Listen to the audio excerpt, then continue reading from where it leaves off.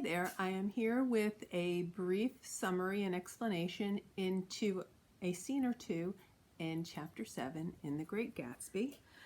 I'm hoping this will help you answer your questions and get you through any difficult spots in the chapter. As you see, I'm having a little bit of a messy hair day. What you do not see is that my sweater does not match my sweatpants. Well, I'm not going to show you. I was just about to show you my blue sweatpants, but I'm not matching anymore, but you know, who cares? Okay, so chapter 7 takes place on the hottest day of the summer. It is so hot that, well, how hot is it? I don't know, you come up with it. Even though it's so hot and everybody's complaining about the heat, the small group of friends, which includes Gatsby, Daisy, Jordan, Tom Buchanan, they decide to go into the city, which is insane.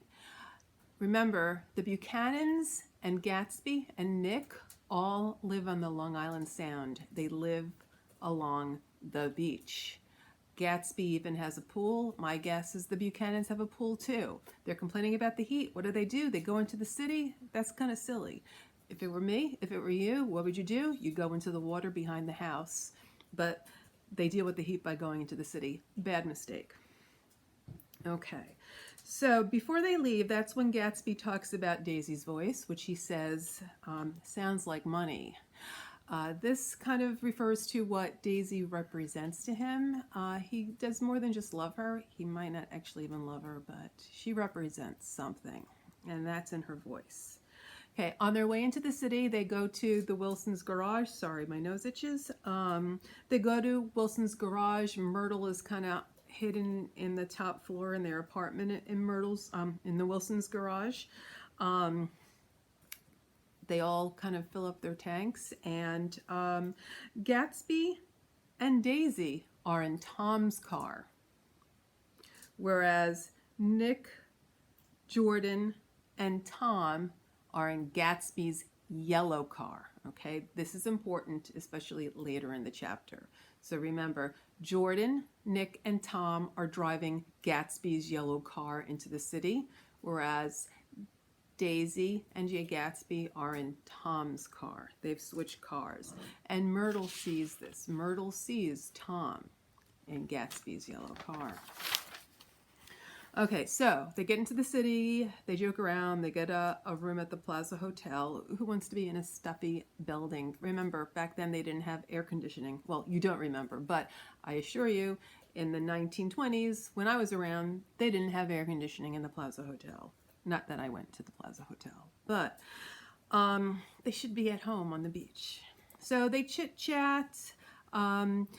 Daisy and Jordan chit-chat about their growing up in Louisville. They talk about Daisy's wedding and some guy who kind of hung out for a while.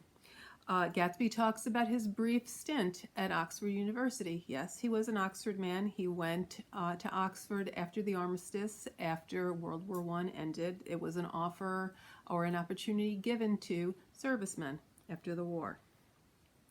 Then Tom confronts Gatsby about his involvement with Daisy. His words are, "What kind of row are you trying to cause in my house, anyhow?" Uh-oh. Daisy is then caught in between Jay Gatsby and Tom as they go back and forth. She even admits that she's loved them both. Tom attempts to appeal to Daisy. He talks about a trip that they made to Kapiolani and how romantic it was. And then Gatsby tells Tom that Daisy's going to leave him, and I don't know that he even consulted with Daisy about this. Tom taunts Gatsby about how he made his money, which is by bootlegging.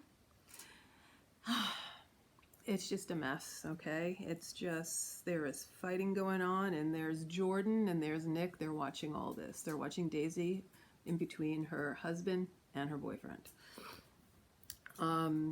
So then Daisy and Jay Gatsby leave.